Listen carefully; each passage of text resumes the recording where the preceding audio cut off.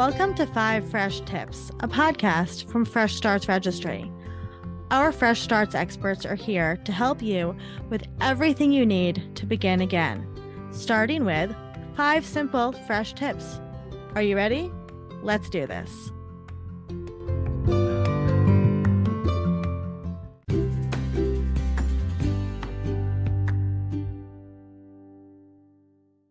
Hello, everyone. In case you don't know who I am, my name is Paulette Rigo. I am the CEO and founder of Better Divorce Academy, author of Better Divorce Blueprint, and the host of the Better Divorce podcast. If you see a little bit of a theme going, you've caught it. But I am here at the request and the honor of being a vetted professional in the Fresh Registry. I am over the moon happy to be here. So just a little bit about my 5 fresh tips. I'm going to dig right into my expertise. Just so you know, I'm a credentialed private mediator, which means that I work with couples who are avoid all things litigation. No one's a plaintiff, no one's the defendant. They're not suing each other. But unfortunately, not everybody could privately mediate. It does take 2 parties to want that experience, to keep your private life private, save a ton of money, and avoid litigation. In those instances, I act as a certified divorce coach, where I work with one of the parties. I lock arms with them, walk through the fire, and get divorced with them. And I'm also the director of coaching and case management of a company named Divorce Right, which is the HR divorce solution for corporations and business. So as you can see, I live, eat, sleep, and breathe divorce. I personally went through an 8.5-year fully litigated case. I wish it was a case that included a 12-day trial. That 12-day trial took place over 9 months. And then after all of that, there was a 4-year Supreme Appellate Court process in the state. So I pretty much have lived, walked, ate, and slept and breathed the divorce experience. But my clients and people that either read my book or use my workbook, use my cards, or get educated by me, don't make mistakes, and I don't want you to either. So right away, let's start with those 5 fresh tips. Number 1 is the first thing you have to do is be 100% aware of all of your marital assets and debt. So all of the money that the couple has created from the wedding until, well, today, you're still married, is considered a marital asset, although there is marital, non-marital, and premarital. So that's another conversation, and you might want to check with an attorney in your state to make sure that are these marital assets. But just so you know, if you as a couple created those assets from wedding, right, to now, those are normally considered marital assets. If you're in the dark and you don't have access, what does that mean? Login, password, you can't go down to the financial institution and print a statement. You don't know what's in the checking. You don't know what's in the savings. You're not aware of 401k investments or credit card debt, student loans, IRS payments. You're just in the dark. We've got to start there. It is essential that you shift from being in the dark to being in control and being in the know about all of your financial assets and debt. So you've got to start with that. So be careful that you just take for granted that someone is going to say, oh, don't worry about it, honey. I've got that all figured out. I know where all the money is. You don't need to know where it is. Correction, you do. So very politely, very calmly, get educated. Make sure you know where everything is and have access to it. And also, you've got to know where your tax returns are. You should have at least the last 3 years, preferably 5. Going on to number 2. How long have you been in a place of confusion and overwhelm? Did you know % of divorce is filed by women? Women, 70%. Now, the other statistic you should know is that 2 years is the average amount of time that women contemplate divorce internally in their own little world. They don't tell anyone. They keep it to themselves. Why? It's overwhelming, it's embarrassing. They feel a sense of guilt and they don't know what to do about those feelings. So that's typically when that overwhelm and stress and confusion starts to multiply. They're at the computer at 2 a.m, Googling all kinds of catastrophizing scenarios. So if you've been in that place of confusion and overwhelm and you're not able to voice it to a safe community or a safe place where you can trust someone, whether that be a therapist or a divorce coach or an expert that can really help you get clear on your emotions. I always like to call it your why. What is your why? What is your, boil it down to, why is this relationship uncomfortable and painful and confusing? Have you gone to therapy? Are you able to have a conversation with your spouse about things that you're not getting along about?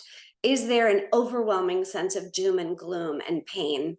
If you've been in that position for a very long time, it's probably time to get some help, because the longer you live in that land of confusion means that it's going to either trap you or make you feel like you can't make a change, or you're going to feel as if, okay, fine, throw in the towel and just get done with it. So you should have a good timeline of, how long have I really been feeling this overwhelming confusion?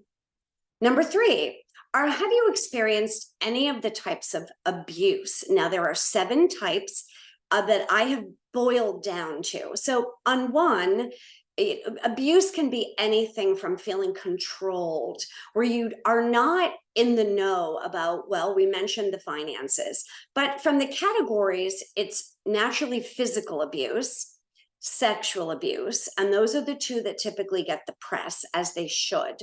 But the others are a little bit more covert. We have psychological, mental, and emotional abuse. Sometimes those 3 kind of work as a team, sometimes they don't.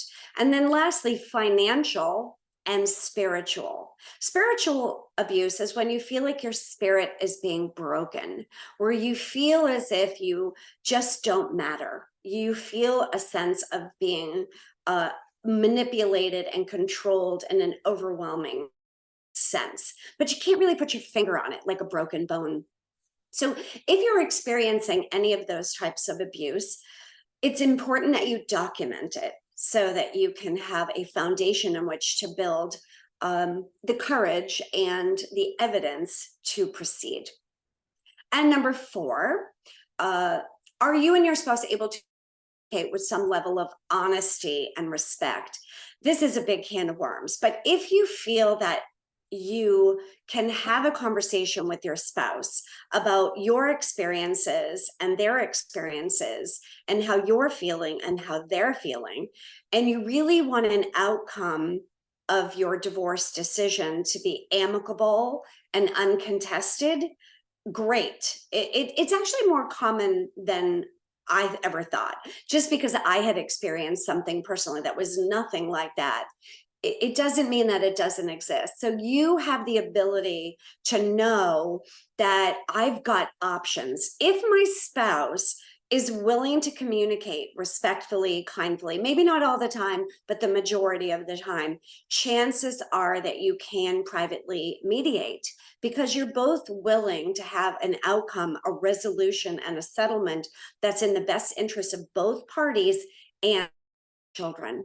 If you don't, well, probably time to get a coach so that you can know what to do next. And lastly, number 5, are you aware of the differences between private mediation and court-appointed mediation? I am often asked about mediation because there are 5 methods of divorce and only 4 things the courts care about. But in the 5 methods of divorce, number 2 is mediation. But there are 3 forms of mediation. Court appointed, which is really a part of litigation. Now, in most states, or if not all states, litigation involves both sides, one being the plaintiff and one being the defendant, being represented by counsel, unless they're representing themselves.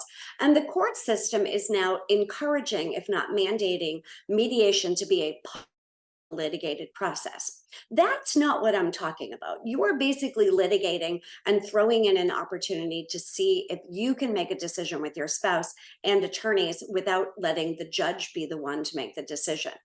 But in private mediation, you have the option of working with a private mediator where both parties are present. You're not in a courthouse, you've met the mediator's had an opportunity to get to know the parties, understand the situation, review the documentation. Whether attorneys are present or not, which is always an option, you can privately mediate with attorneys present, or you can mediate privately without attorneys present.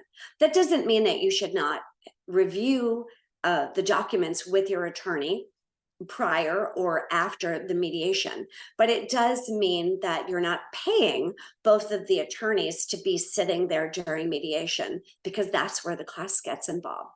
So I hope these little tips have been very helpful. I could go on for days to help people avoid making mistakes. I save money, time, a lot of heartache, and bad decision making. So this is my obsession and commitment to those that are going through the divorce process, all the way from confusion to conclusion.